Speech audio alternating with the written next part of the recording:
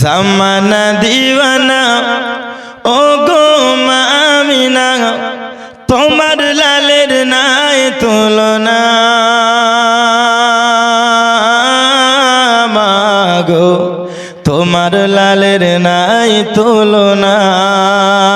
জামানা দিওয়ানা ও গো মা আমিনা, তোমার লালের নাই তুলনা।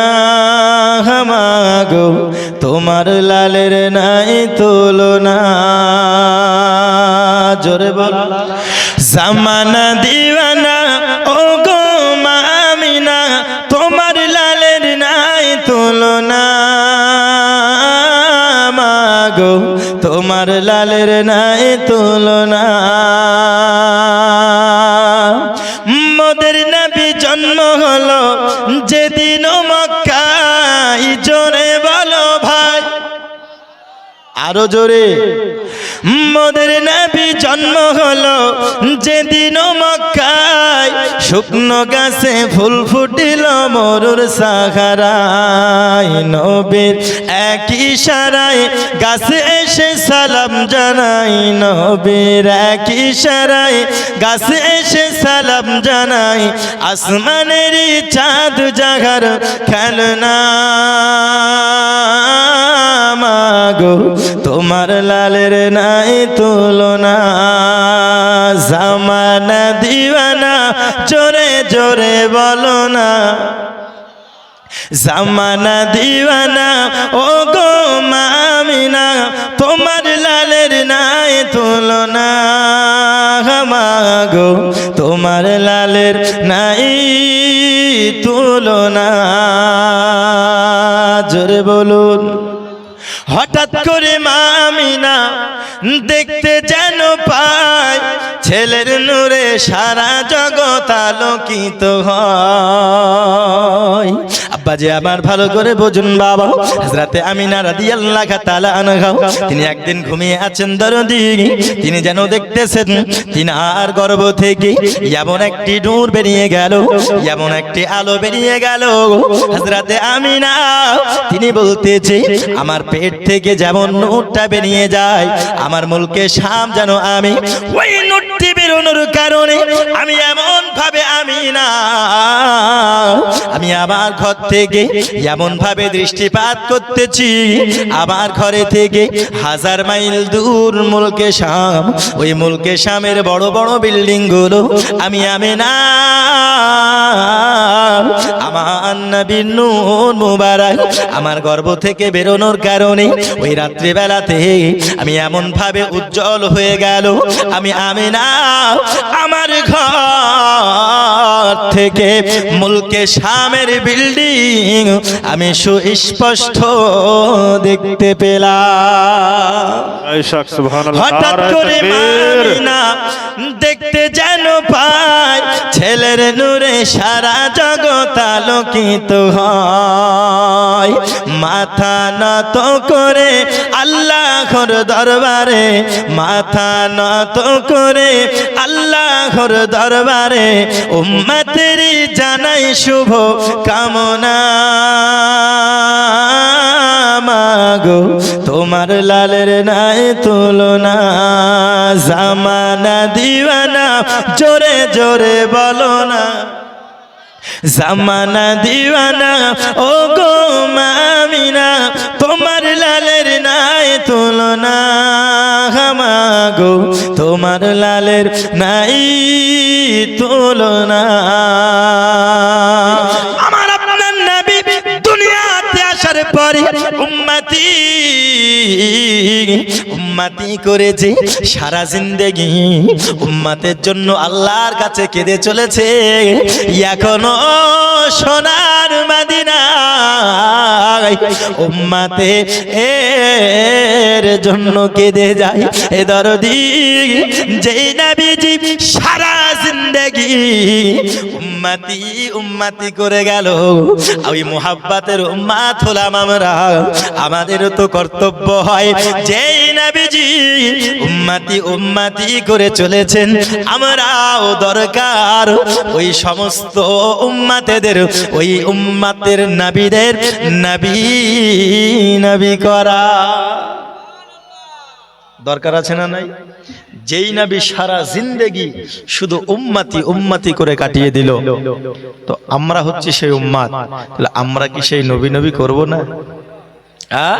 করব। কেন? কারণ আমরা নবীকে ভালোবাসি আর নবীও আমাদেরকে ভালোবাসেন। এই নবীর ভালোবাসা ছাড়া এই নামাজ, রোজা, হজ, যাকাত এবং এই যে আমরা মিলাদ শুনছি, জালসা শুনছি, আচ্ছা বলুন তো আমল কবুল হওয়ার জন্য ঈমান জরুরি আছে না নাই? নামাজ, রোজা, হজ, যাকাত কবুল হওয়ার জন্য কিন্তু ঈমান দরকার। আর ঈমান কি? ঈমান কি? হাদিসে এসেছে, লা ইউমিনু আহাদুকুম হাত্তা আকুনা আহাব্বা ইলাইহি মিন ওয়ালিদিহি ওয়া ওয়ালাদিহি ওয়ান নাসি আজমাইন। পৃথিবীর জমিনে অতক্ষণ পর্যন্ত কেউ মুমিন হতে পারবে না যতক্ষণ পর্যন্ত না নিজের বাবা থেকে, মায়ের থেকে, এমনকি নিজের আত্মীয় স্বজনের থেকে, এমনকি নিজের জান ও মালের থেকে আমার নবীকে সব থেকে বেশি ভালোবাসবে, অতক্ষণ পর্যন্ত ঈমানদার হতে পারবে না। জোরে বলুন সুবহানাল্লাহ। হে আমার সোনা মানিকেরাও, তাই তো আহলে সুন্নাত ওয়াল জামাতের মানুষেরাও সর্বদা নবীকে মুহাব্বত করেছেন, কারণ নবীর ভালোবাসাটাই হলো ঈমানের অঙ্গ। হে দরদি, আমরা যারা নবীকে ভালোবাসি তাদের ঈমানটা বজায় রয়েছে। এখন বলবেন হুজুর, আমরা তো সবাই দাবি করতেছি নবীকে ভালোবাসি ভালোবাসি, কিন্তু প্রকৃত প্রমাণ কি আমরা দেব যে আমরা নবীকে মুহাব্বত করি? আমরা প্রমাণ কি দেব যে আমরা নবীকে ভালোবাসি? হে বাবাজি আমার, নবীকে শুধু মুখে ভালোবাসি বললে হবে না, মুসলমানের প্রমাণ দেওয়া দরকার আছে না নাই? ওরে মুহাম্মদ রাসূল আরবি নায়েবে পরওয়ার, জিবরাইল চুমে যার দরবার। জোরে বলুন সুবহানাল্লাহ। নূরে মুহাম্মদ রাসূল আরবি নায়েবে পরওয়ার, জিবরাইল চুমে যার দরবার। লাম থেকে হয় লা ইলাহা, আলিফ থেকে হয় আল্লাহ, মিম থেকে হয় নামে মুহাম্মদ যিনি রাসূলুল্লাহ। লাম থেকে হয় লা ইলাহা, মিম থেকে হয় মুহাম্মদ, ফে থেকে হয় ফাতিমা খাতুন বেটি রাসূলুল্লাহ। শহীদে আজম ইমাম হুসাইন নওয়াসা তাহার, জিবরাইল চুমে যার দরবার। নূরে মুহাম্মদ রাসূল আরবি নায়েবে পরওয়ার, জিবরাইল চুমে যার দরবার। জোরে বলুন। যার কদম পড়িলে জমিনে দুনিয়ার হয় মেরাজ, রসুল পাকের জুতা মুবারক আরশে আজিমের তাজ। ওগো সেই নবীর রওজা চুমিলে হবে জান্নাতের হকদার, জিবরাইল চুমে যার দরবার। নূরে মুহাম্মদ রাসূল আরবি নায়েবে পরওয়ার, জিবরাইল চুমে যার দরবার। হে বাবাজি আমার, যখন আমরা দেখতে পেলাম আল্লাহ পাক আল্লাহ তাআলা ঈমানদারদেরকে দরুদ পড়তে বলেছি, তাহলে আমরা বুঝতে পেরেছি যে যে দরুদ পড়বে সে ঈমানদার হবে না, ঈমানদার হয়ে দরুদ পড়তে হয়। সোনামানি খাবার, তাহলে যারা আমরা দরুদ পড়তেছি আমরা কি ঈমানদার কি ঈমানদারিনী নয়? আমরা এখন আপনাদের সামনে আলোচনা করব বাবা। চলুন না, যেই কোরআন বলতেছি হে ঈমানদার বান্দাগণ তোমরা আমার নবীর উপরে দরুদ পড়ো, ওই কোরআনকে একটু জিজ্ঞাসা করি, কোরআন তুমি যে ঈমানদারদেরকে দরুদ পড়তে বললে তাহলে একটু বলো না ঈমানদার কারা? কারণ আমরা দেখি যে দরুদ তো অনেকেই পড়ে, আমাদের মধ্যে কোনো অমুসলিম এসে যদি দরুদ পড়তে শুরু করে দেয় আমরা তাহলে তাকে ঈমানদার বলবো না। ওরে কোরআন তুমি বলো ঈমানদার কেমন করে হওয়া যায়? ঈমানদার কারা? আর ঈমানদার হতে হলে কি করতে হবে? এ আমার দরদি, আমি আপনাদেরকে আজকে এই ডকুমেন্টসটা দিয়ে যাব। ঈমানদার কারা? জোরে বলুন সুবহানাল্লাহকে জিজ্ঞাসা করলাম কোরআন তাহলে ঈমানদার কেমন করে আমরা হব? কোরআন তখন বললেন তোমাদেরকে ঈমানদার ঈমানদারিনী হতে হলে তোমাদেরকে আমানুকে মানতে হবে। আমানুকে যদি মানতে পারো তাহলে তোমরা প্রকৃত ঈমানদার হয়ে যাবে। ওগো আমার কোরআন, আমানুকে আমরা কেমন করে মানবো? তখন কোরআন বলতেছে তোমরা লক্ষ্য করো আমানতে কটা অক্ষর রয়েছে? তো আমরা একটু দেখলাম আমানতে 4টে অক্ষর রয়েছে। কটা? জোরে বলুন কটা? 4টে অক্ষর। আলিফ জাবার আও, মিম জাবার মা, নুন ওয়াও পেশ নু, আলিফ মিম নুন ওয়াও, এই 4টে অক্ষর রয়েছে বাবা। তাহলে আমরা কেমন করে মানবো? কোরআন তখন বলতেছে ওগো কোরআন আমরা তো দেখলাম আমানতে 4টে অক্ষর রয়েছে, আমরা কেমন করে মানবো? ঈমানদার ঈমানদারিনী হতে হলে আমরা কি করব? তখন কোরআন বলতেছে প্রথমে কি রয়েছে? দেখতে পেলাম প্রথম যেই অক্ষর রয়েছে ওই অক্ষর হচ্ছে আলিফ। জোরে বলুন সুবহানাল্লাহ। কি অক্ষর আছে? আলিফ রয়েছে।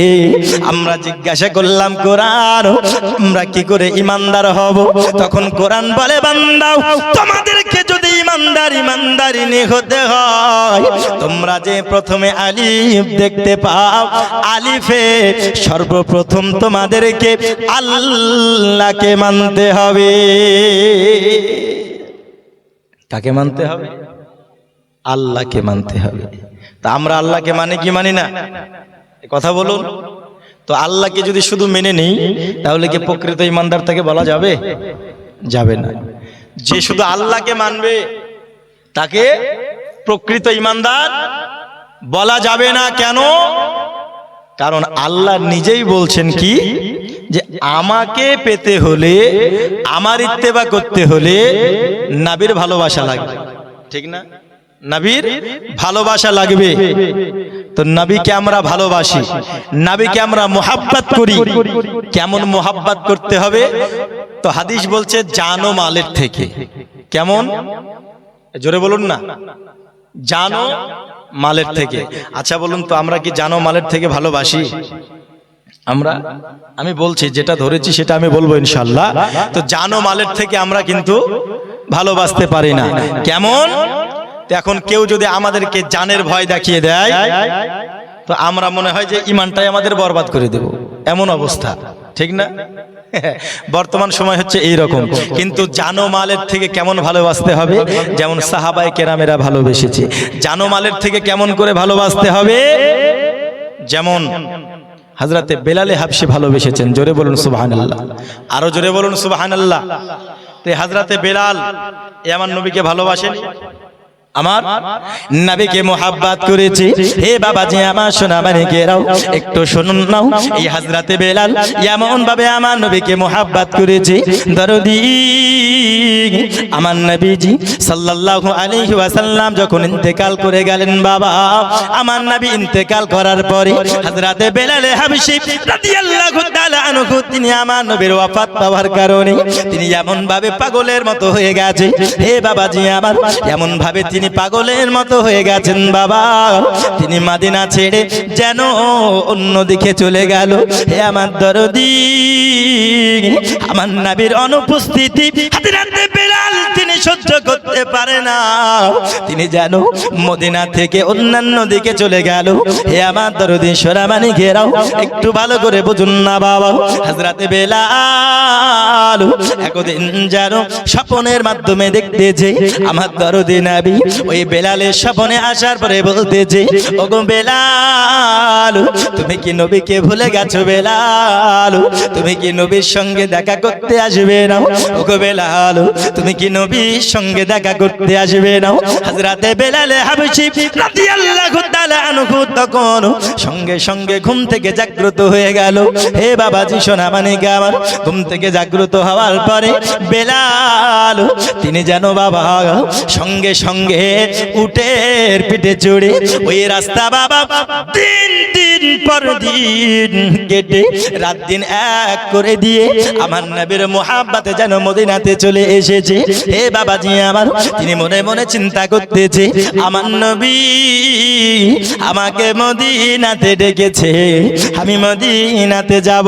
হযরতে বেলাল হাবশী মদিনা মুনাওয়ারাতে আসার পরে সমস্ত জায়গায় খোঁজাখুঁজি করতেছে, তখন বলতেছে, ওগো গ্রামবাসীরা, ও নবীর সাহাবারা, তোমরা আমায় বলো না আমার দরদি নবী কোথায়? কারণ বেলালকে স্বপ্নে আমার নবীজি ডেকেছে। রে আমার দরদি নবীর ওফাত পাওয়ার কারণে বেলাল এমন ভাবে পাগলের মতো হয়ে গেছে। হযরতে বেলাল পুরো মদিনার সমস্ত জায়গা খোঁজাখুঁজি করতেছে। এ আমার সোনা মানিকেরাও মসজিদে নববীতে যেন গিয়েছেন, যাওয়ার পরে বেলাল ওই জায়গাতেও আমার নবীকে খুঁজতেছে, আইনা রাসূলি, আইনা রাসূলি, আমার রাসূল কোথায়, আমার রাসূল কোথায়? ওরে আমার নবীর প্রেমিক বেলাল নবীকে খোঁজাখুঁজি করতেছে, কারণ নবী বেলালকে ডেকেছে। এ বাবাজি আমার, আমার নবীকে বেলাল খোঁজাখুঁজি করতে করতে করতে করতে বাবা তিনি সাহাবায়ে কেরামের মধ্যে আসার পরে জিজ্ঞাসা করতেছে, আর সাহাবায়ে কেরামের মধ্যে হযরতে বেলাল যখন এসেছে এমন তো অবস্থায় হযরতে বেলালকে দেখার পরে সাহাবায়ে কেরামেরা বলতেছে, দেখো দেখো দেখো নবীর বেলাল, নবীর প্রেমিক বেলাল এই মদিনায় পুনরায় এসেছে। ওরে নবীর মুয়াজ্জিন যেই বেলাল আযান দিত ওই বেলাল মদিনা শরীফে এসেছে। হে বাবাজি আমার, বেলালকে তখন সবাই দেখার পরে বলতেছে, ওগো বেলাল তুমি এতদিন কোথায় ছিলে? আমরা তো তোমায় কতই না খোঁজন করেছি। ওগো বেলাল আমরা তো তোমায় কতই না খোঁজন করেছি, আমাদের মনে বড় ইচ্ছা হয় তোমার জবান থেকে আজান শুনবো। ওরে বেলাল, যেই বেলালের আজান যদি না হয়েছে, আমার আল্লাহ পাক ফজরেও সময় করে নাই, সুবে সাদিক করে নাই, ওই বেলাল যেই বেলালের আজান শোনার জন্য আমরা সবার কান ব্যাকুল রয়েছে। রে বেলাল তুমি একটু আজান দাও, আমরা কতদিন তোমার আজান শুনি নাই। হযরতে বেলাল হাবশী তিনি বলতেছে, ও নবীর সাহাবারা, আমার নবী কোথায়? আমার নবী তো আমাকে ডেকেছে, আমার নবী কোথায়? হযরতে বেলাল বলতেছে, আমার সাহাবারা তোমরা শোনো, আমি বেলালকে সমস্ত কিছু করতে বলিও, কিন্তু তোমরা আজান দিতে বলো না, কারণ এতদিন ধরে আমি বেলাল আজান দিয়ে দিয়েছি আমার সামনে আমার নবী রয়েছে। আমি যখন আশহাদু আন্না মুহাম্মাদুর রাসূলুল্লাহ বলেছি আমার সামনে আমার নবী ছিল, কিন্তু আমি বেলাল এখন আজান দেব, আমার নবী তো সামনে নাই, আমি এমন করে কেমন করে আজান দেব? আমি পৃথিবীর জমিনে যতদিন আজান দিয়েছি আমার নবীকে দেখেছি, আর এখন আজান দেব আমার নবী তো আমার সামনে নাই, কেমন করে আমি আজান দেব? হে দরদি আমার, বেলালকে বারংবার বলতেছি, কিন্তু বেলাল সবাইকে বলতেছে না না না আমরা আজান দিতে পারবো না। হে বাবাজি আমার, হযরতে বেলালে হাবশী সমস্ত সাহাবায়ে কেরামেরা যখন বলেছে, তখন হযরতে বেলাল সবাইকে যখন নিষেধ করে দিয়েছেন, এমত অবস্থাতে হযরতে ফারুক আজমের কাছে যাওয়া হলো। যাওয়ার পরে বলতেছে হযরতে উমর ফারুক, তিনি বলতেছে উমর ফারুক আমার নবী সাহাবা হযরতে বেলালকে আমরা পেয়েছি, কিন্তু বেলাল তিনি আজান দিতে চাই না। হে দরদি আমার, তখন তিনি বলতেছে তোমরা যদি বলো হযরতে বেলাল তিনি আজান দেবে না, আর সবাই মিলে বেলালের আজান শোনার জন্য অপেক্ষাতে রয়েছে। হে বাবাজি আমার, হযরতে বেলালে হাবশী রাদিয়াল্লাহু তাআলা আনহু তিনি তখন বলতেছে আমাকে আজান দিতে বলো না, আর সাহাবারা বলতেছে চলো চলো চলো, তোমরা এই বেলালকে যতই বলো বেলাল তোমাদের কথা শুনবে না, এমন একজন ব্যক্তির কাছে চলো যার কথা বেলাল নিষেধ করতে পারবে না। জোরে বলুন সুবহানাল্লাহ। হযরতে বেলাল তিনি আজান দেন না কারো কথায়, তো সাহাবায়ে কেরাম বলছে কি যে তোমরা বলছো বেলালকে তোমাদের কথা বেলাল শুনবে না, কিন্তু চলো এমন একজন ব্যক্তির কাছে, যেই ব্যক্তির কাছে গেলে সেই ব্যক্তি যদি বেলালকে বলে দেয় বা বেলালকে চিঠি লিখে পাঠিয়ে দেয়, হুকুম দিয়ে দেয়, বেলাল না করতে পারবে না। একটু জোরে বলুন সুবহানাল্লাহ। কে সেই ব্যক্তি? তাই না? সেই মহান ব্যক্তি কে? বলবো বলবো সেই মহান ব্যক্তি কে? হে বাবাজি আমার, সোনামানিক আমার, হযরতে বেলালে হাবশীকে আপনার সাহাবায়ে কেরামেরা যখন আজান দেন না, তিনি চলে যান, সাহাবারা চলে যান কার কাছে? আর অন্য কারো কাছে যাই না। হে বাবাজি আমার, তিনি গেলেন আমার নবীর নাতি হুসাইনের কাছে। জোরে বলুন সুবহানাল্লাহ। আরো জোরে হবে না সুবহানাল্লাহ? কার কাছে গেলেন? হুসাইনের কাছে। কে এই হুসাইন? যেই হুসাইনকে আমার নবী কত ভালোবেসেছেন, তিনি কত কাঁধে নিয়ে বেরিয়েছেন, তিনি কতই না মুহাব্বত করেছেন। এই হুসাইন যখন কোনো আবদার করেছে নবীর কাছে, আমার নবী প্রত্যেকটা আবদার পূরণ করেছে। আর সেই হুসাইন বেলালকে বলবে, আর যেই বেলাল সেই নবীকে ভালোবাসে, আর এই হুসাইন যার কথা, যার প্রত্যেকটা আবদার নবী শুনেছে, হুসাইন শুনবে না, এটা হতে পারে? এই বেলাল শুনবে না, এটা হতে পারে? জোরে বলুন না, পারে কি?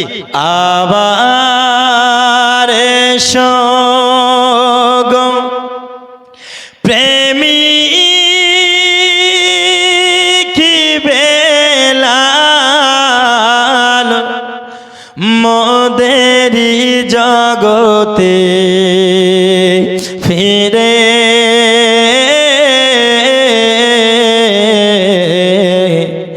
নতুন করিয়া আজান হাকিতে ওগো কাবার মিনার পরে। জোরে বলুন। মাইকম্যান গজল যখন বলবো একটু ইকোটা রাখবেন। নতুন করিয়া আজান হাকিতে ওগো কাবার মিনার পরে দিয়ে যে অমর পৃথিবীর সব বলে যেও দুটি কথা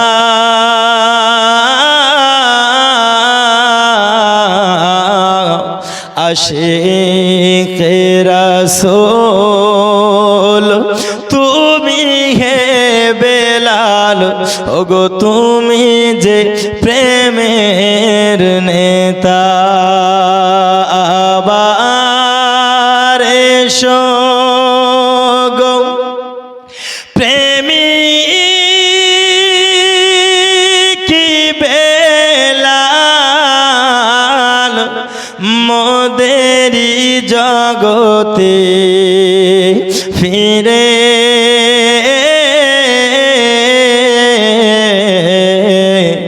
নতুন করিয়া আযান হাকিতে, ওগো কাবার মিনার পরে।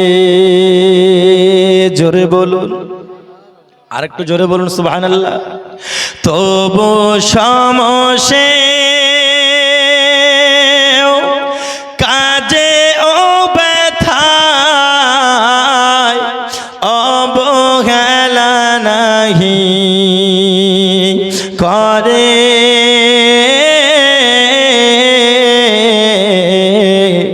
সকাল সন্ধ্যায় কাজে ও ব্যথায়, ওগো তাহারি সুগান গাহে, স্বর্গ হতে বারে কি তুমি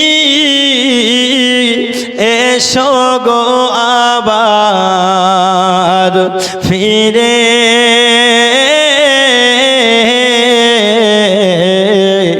নতুন করিয়া আযান হাকিতে, ওগো কাবার মিনার উপরে, আবার এসো গো প্রেমিক বেলাল, মোদেরি জগতে ফিরে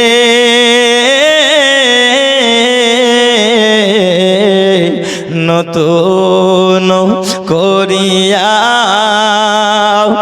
আযান হাকিতে, ওগো কাবার মিনার পরে। আব্বাজি আমার ভালো করে বুঝুন বাবা, হযরতে বেলাল তিনাকে বলে পাঠিয়েছেন হুসাইন রাদিয়াল্লাহু তাআলা আনহু। আরে ওই হুসাইন, যেই হুসাইন আমার নবীর নওয়াসা, যেই হুসাইন আমার নবী তিনার গর্দনে কতই না চুমা করেছে, ওই হুসাইন, যেই হুসাইন আমার নবী কতই না মোহাব্বত করেছে, যেই হুসাইনকে আমার নবী কাঁধে করে কতই না ঘুরিয়েছে, এ দরদি ওই হুসাইন, যেই হুসাইন কারবালার জমিনে গিয়া এই ইসলামকে রক্ষা করার জন্য সত্যের পথে নিজের গর্দানটি দিয়েছে। জোরে বলুন সুবহানাল্লাহ। এই হুসাইন কারবালার জমিনে গিয়ে গর্দানটি দিয়ে দিয়েছে কেন? ইসলামকে বাঁচানোর জন্য, ঠিক না? কিন্তু আমরা মুসলমান ওই ইসলাম ধর্মে গ্রহণ করার পরে কিছু মানুষ এমন আছে, কিছু মানুষ এমন আছে যে যেই ইসলামকে হুসাইন বাঁচালেন এবং যেই হুসাইন নামাজ পড়ার জন্য নামাজ পড়তে পড়তে নিজের গর্দানটা হুসাইন দিয়ে দিলেন। আল্লাহ পাক বলছেন, আমি মানুষকে এবং জিনকে দুনিয়াতে সৃষ্টি করেছি, পাঠাই নাই কিন্তু পাঠিয়েছি একমাত্র ইবাদতের জন্য। কিন্তু কিছু এখন মুসলমান এমন আছে যে ইবাদত থেকে পিছিয়ে আছে, না নাই? নামাজ নাই, রোজা নাই, হজ নাই, যাকাত নাই, সমর্থ থাকার পরেও দান খায়রাত কিছু নাই। এই জালসার মাহফিলেও এসে বসে না। হযরতে বেলাল হাবশীকে হুসাইন রাদিয়াল্লাহু তাআলা আনহু যখন বলে পাঠালেন, হযরতে বেলাল তিনি আপনার যেন হুসাইনের কথা যেন ফেলতে পারে না, হুসাইনের আবেদন যেন রাখতে চেয়েছি, হুসাইনের কথা যেন ফেলতে পারে না। ওরে কেমন করে ফেলবে? যেই হুসাইনের আবদার আমার নবী কখনো বিফলে দেন নাই। আমার নবীজি ওই হুসাইনের প্রত্যেকটা আবদার পালন করেছে। ওই নবীর আশিক আমি বেলাল, ওই বেলাল কে হুসাইন হুকুমটা করেছে। আরে না রে না রে নাও, সবাইকে আমি নিষেধ করতে পেরেছি, কিন্তু হুসাইনকে নিষেধ করতে পারবো না। ওরে বেলাল, সবাই চাতক পাখির ন্যায় তার দিকে তাকিয়ে আছি। বেলাল আজান দেবে, যেই বেলাল আজ থেকে অনেক দিন আগে আজান দিয়েছে, যেই বেলালের আজান আমার আল্লাহ কবুল করেছে, যেই বেলালের আজান আমার নবী পছন্দ করেছে, যেই বেলালের আজানের সারা বিশ্ব মাশহুর, ওই বেলাল যখন আজান দিতে শুরু করেছে, আমার হুসাইনের আবেদনই আল্লাহু আকবার আল্লাহু আকবার, আজান শুরু করলো। আল্লাহু আকবার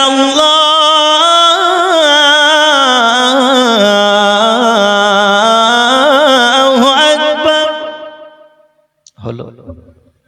আশহাদু আল্লা ইলাহা ইল্লাল্লাহ,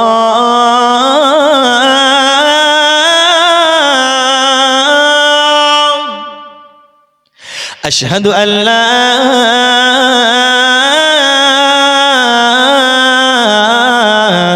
ইলাহা ইল্লাল্লাহ।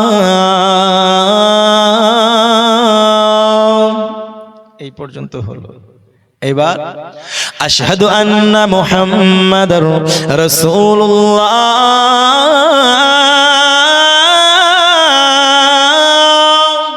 সাল্লাল্লাহু তাআলা আলাইহি ওয়াসাল্লাম। হযরতে বেলাল হাবশী যখনই আশহাদু আন্না মুহাম্মাদুর রাসূলুল্লাহ এই কোলে যখন পড়তেছে না জানে ধ্বনি, হযরতে বেলাল আশহাদু আন্না যখন মুহাম্মাদের নামের জায়গাতে পৌঁছেছে, হে দরদি হযরতে বেলাল অঝোর নয়নে কান্না করতে লেগেছে। কেন কেন কেন? এই বেলাল এতদিন পূর্বে যত আজান দিয়েছে, আশহাদু আন্না মুহাম্মাদুর রাসূলুল্লাহ যখন বলেছে, হে বাবাজি আমার এমত অবস্থাতে আমার নবীকে সামনে পেয়েছে, কিন্তু জীবনে প্রথম আশহাদু আন্না মুহাম্মাদুর রাসূলুল্লাহ বলতেছি, কিন্তু আমার নবীকে সামনে পাই না। যখন নবীর কথা মনে পড়ে গেছে, হযরতে বেলাল ঝরঝর করে কান্না করতে লেগেছে। ওরে আমার যুবক সোনা মানিক বন্ধু আমার, হযরতে বেলাল কান্নায় ভেঙে পড়েছে। এই মুহূর্তে আপনার আজ যেন আজানের ধ্বনি তার জুবান থেকে বের হয় না। ওরে আমার যুবক, আমরা কতই বলি আমরা নবীকে মুহাব্বত করি, আমরা কতই বলি না আমরা নবীকে ভালোবাসি, কিন্তু ভালো যদি বাঁচতে হয় বেলালের মতো ভালোবাসো বেলাল। নবীর মুহাব্বতি আজানের ধ্বনি তার জুবান দিয়ে যেন বের হয় না। এইবার বেলাল আজান দিতে দিতে আমার নবীর কথা যখন মনে পড়েছি, আর যেন তিনি আজান দিতে পারে না, তিনি কান্না করতে করতে করতে করতে আবার পুনরায় মদিনা থেকে তিনি চলে যায়। হে যুবক, আমার নবীর কথা মনে যখন পড়েছি, বেলালের জুবান দিয়ে যেন আর আওয়াজ বেরোয় না। ওরে আমার সোনা মানিক, বেলালের মতো যদি আমরা নবীকে ভালোবাসতে পারি তবে আমরা আল্লাহ পাবো। বেলালের মতো যদি নবীকে ভালোবাসতে পারি তবে আমরা আল্লাহকে রাজি খুশি করতে পারবো। ওই আল্লাহ, যে আল্লাহকে আলিফে মানতে হবে, জোরে বলুন সুবহানাল্লাহ। আলিফে আল্লাহকে মানতে হবে বলেছিলাম, মনে আছে? আছে? কথা বলেন না কি? আপনাদের এই গ্রামের নাম কি গো? কাহার পাড়া গ্রাম? পাড়া মারা ভাগ নাই? এটা কি কাহার পাড়া বলছে না? তো কাহার পাড়ার মানুষরা কি বাড়ি থেকে কিরিটিরে কেটে এসছে যে কসম খোদার বলছি? হ্যাঁ, কসম আমি বলছি, বাড়ি থেকে গিয়ে গিয়ে কেটে কসম টসম কেটে এসছেন নাকি যে এখানে এসে কথা বলবেন না? না ভয় লাগছে? ভয়ের কিছু তো নাই, তাই না? আলিফে কাকে মানতে হবে? আল্লাহকে মানতে হবে। কোরআনকে বললাম কোরআন, আলিফে তো আল্লাহকে মেনেছি, তাহলে কি আমরা পূর্ণাঙ্গ ইমানদার হয়ে গেলাম? হে বাবাজি আমার, কোন স্কুলে কোন কলেজে যদি অ্যাডমিশন হতে হয়, তাহলে আমাদেরকে কম্পালসারি 4টে অপশন ফিল করতে হবে। বলে কেমন করে? আপনার নিজের নাম লিখতে হবে, বাবার নাম লিখতে হবে, অ্যাড্রেস লিখতে হবে, পিন নম্বর, এই 4টে অপশন কমপক্ষে পূরণ করতে হবে। কি হবে? 4টে অপশনের মধ্যে একটাও যদি না থাকে, কলেজ এবং স্কুলে ভর্তি নেবে না। তেমন বাবাজি ইমানদারের খাতায় যদি আমাদের নাম নথিভুক্ত করতে হয়, কমপক্ষে 4টে অপশন আমাদেরকে মানতে হবে। আলিফে আল্লাহকে মেনেছি, কোরআন তখন বলছে না না না, আলিফে তো আল্লাহকে মেনেছো, ইমানদার হলে, কিন্তু পূর্ণাঙ্গ ইমানদার হলে না। পূর্ণাঙ্গ ইমানদার হতে হলে কি করতে হবে? আমরা বলেছিলাম আলিফের পরে রয়েছে মিম, যে 4টে অক্ষর রয়েছে আলিফ মিম নুন ওয়াও, এই 4টে অপশনের মধ্য থেকে ওরে 2 নম্বরে মিম রয়েছে। কুরআন তখন বলতেছে পূর্ণাঙ্গ ইমানদার হতে হলে তোমাদেরকে মিমে মুহাম্মাদকে মানতে হবে। জোরে বলুন সুবহানাল্লাহ। কাকে মানতে হবে? জোরে বলুন কাকে? মিমে মুহাম্মাদুর রাসূলুল্লাহ, আমার আপনার নবী, আখিরি নবী জনাবে মুহাম্মদ রাসূলুল্লাহ সাল্লাল্লাহু তাআলা আলাইহি ওয়াসাল্লামকে। আচ্ছা বলুন তো আমরা নবীকে মানি কি মানি না? জোরে বলুন। মুহাম্মাদের নাম জপেছিলি বুলবুলি তুই আগে, তাই কি রে তোর কণ্ঠের গান এতই মধুর লাগে, ওরে এতই মধুর লাগে মুহাম্মাদের নাম। জোরে বলি তুই আগে, তাই কি রে তোর কণ্ঠের গান এতই মধুর লাগে, ওরে এতই মধুর লাগে মুহাম্মাদের নাম। জোরে বলুন। ওরে গোলাপ নিরিবিলি তুই ছুঁয়েছিলি নবীর কদম ধুলি। জোরে বলুন। এই দেখেন গোলাপ, এগুলা গোলাপ না গো, যে গোলাপ। ওরে গোলাপ নিরিবিলি তুই ছুঁয়েছিলি নবীর চরণ ধুলি, সেই কদমের খুশবু কি আজ তোরা তোরে জাগে, ওরে তোরা তোরে জাগে মুহাম্মাদের নাম জপেছিলি বুলবুলি তুই আগে, তাই কি রে তোর কণ্ঠের গান এতই মধুর লাগে, ওরে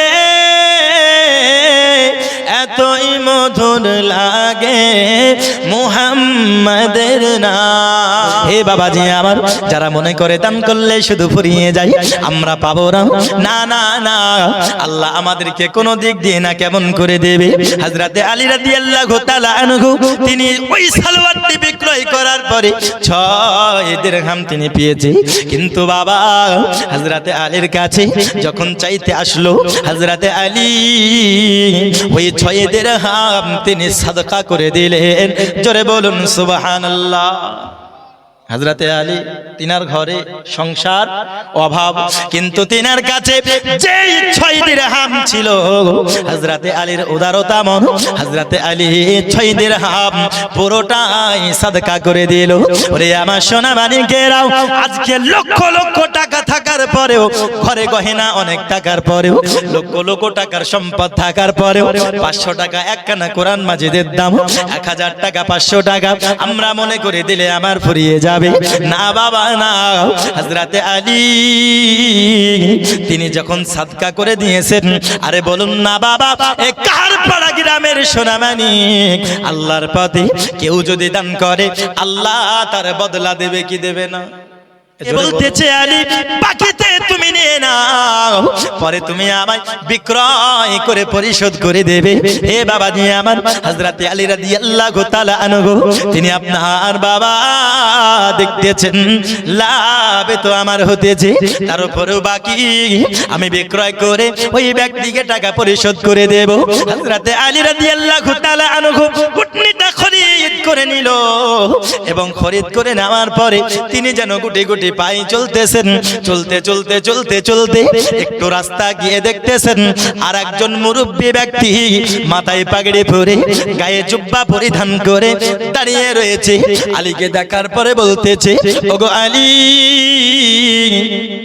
তোমার হাতে দেখি উটনি।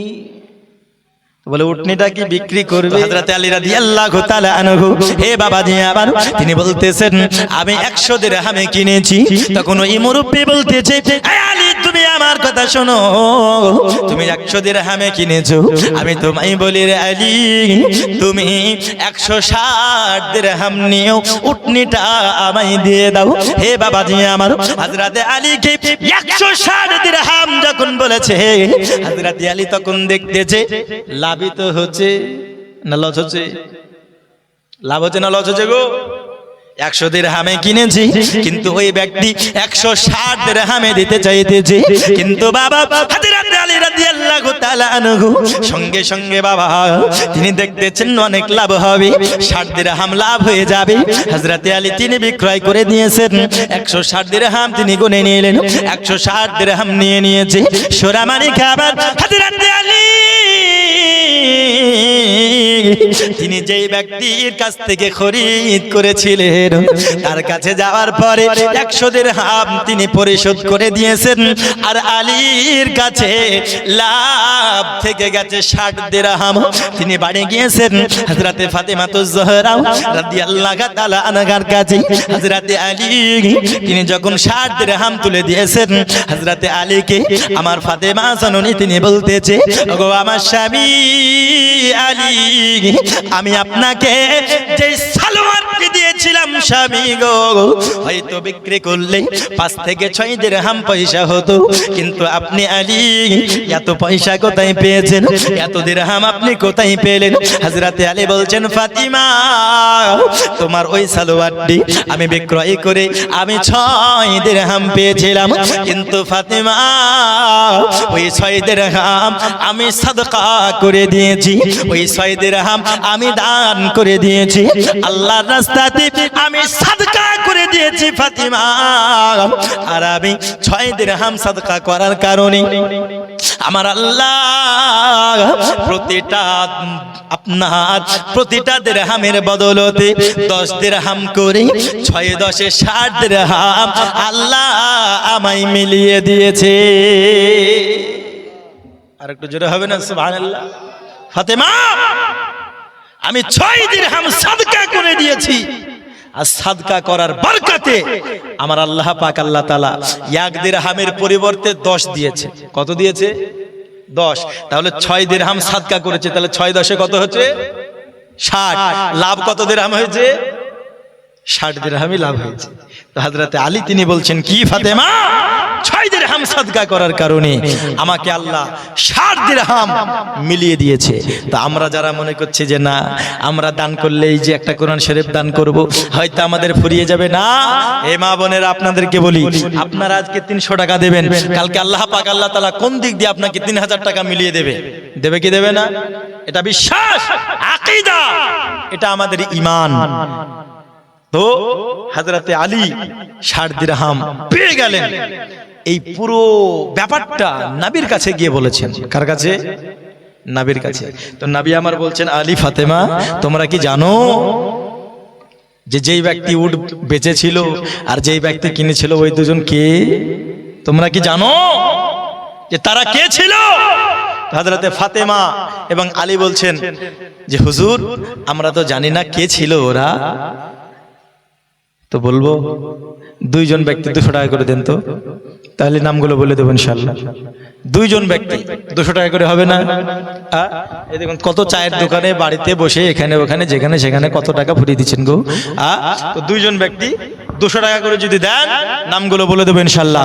সোনার মদিনা আমার প্রাণের মদিনা, সব ভুলিব কিন্তু তোমায় ভুলতে পারি না, সব ভুলিব কিন্তু তোমায় ভুলতে পারি না।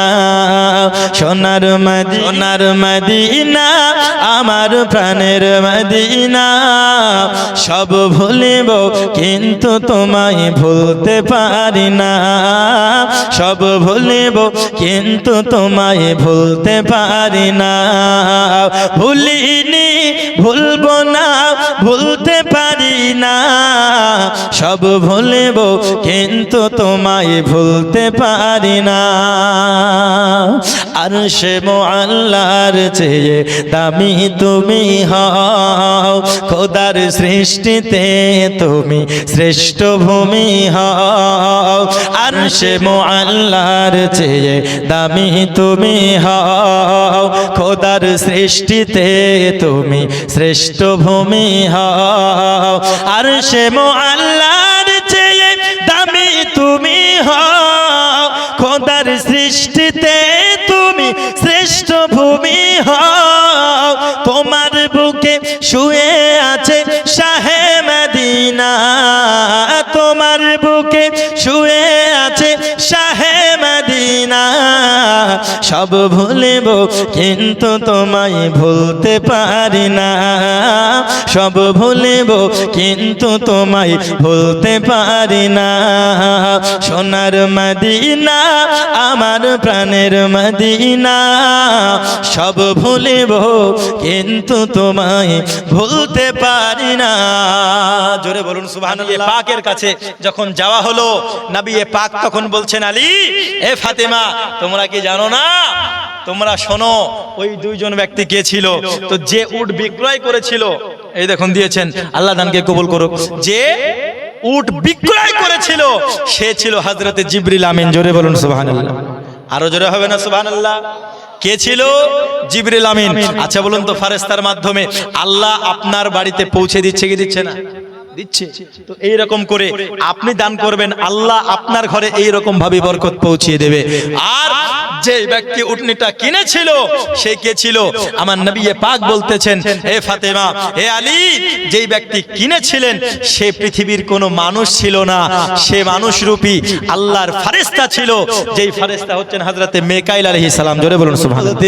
হে পৃথিবীর মানুষেরা, তোমাদেরকে পূর্ণাঙ্গ যদি মুমিন হতে হয় তাহলে যেই আমানতে 4টে ওয়াক্ত ছিল, আলিফে আল্লাহকে মেনেছো, মিমে মুহাম্মাদুর রাসূলুল্লাহকে মেনেছো, পূর্ণাঙ্গ ইমানদার হতে হলে তারপরে যেই নুন রয়েছে, এই নুনে আদম আলাইহিস সালাম থেকে ঈসা রুহুল্লাহ পর্যন্ত যত নবী এসেছে, নুনে সমস্ত নবীগণকে মানতে হবে,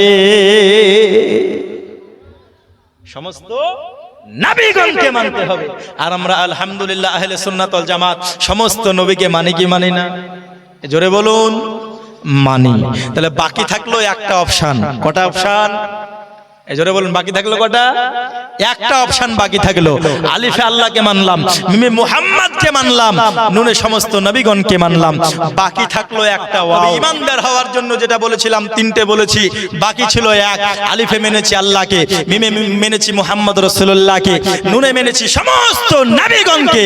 ওগো কোরআন, আমরা কি প্রকৃত ইমানদার হয়ে গেলাম? কোরআন বলেছি তোমরা ইমানদার হলে, কিন্তু তোমরা পরিপূর্ণ ইমানদার হতে পারো নাই।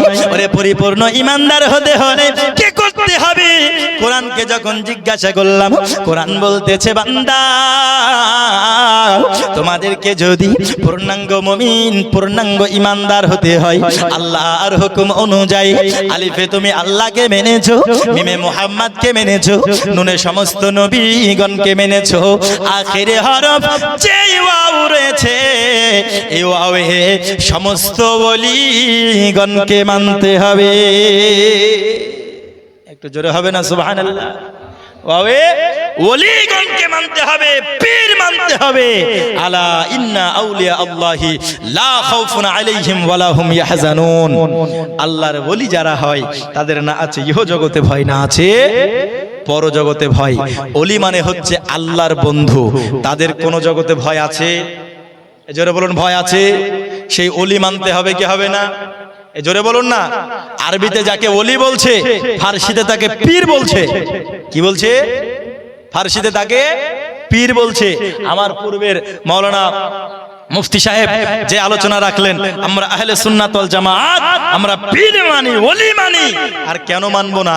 এই ওলি মানাটাও হলো ঈমানের অন্তর্ভুক্ত। জোরে বলুন সুবহানাল্লাহ। ওগো চারজনাতে যুক্তি করে ওগো তুলে নেবে কাঁধে করে, ওগো চারজনাতে যুক্তি করে ওগো তুলে নেবে কাঁধে করে, ফেলিয়ে দেবে অন্ধ ঘরে ওগো আপন আপন যাবে দেশে, ওগো কে যাবে গো তোমার সাথে অচেনা অন্ধকার পথে দয়াল, ওগো কে যাবে গো তোমার সাথে। কত বন্ধু বান্ধব বেরা ওগো সঙ্গে যেতে চায় না তারা। যেতে চাইবে? কেউ কি যাবে? কত বন্ধু বান্ধব বেরা ওগো সঙ্গে যেতে চায় না তারা।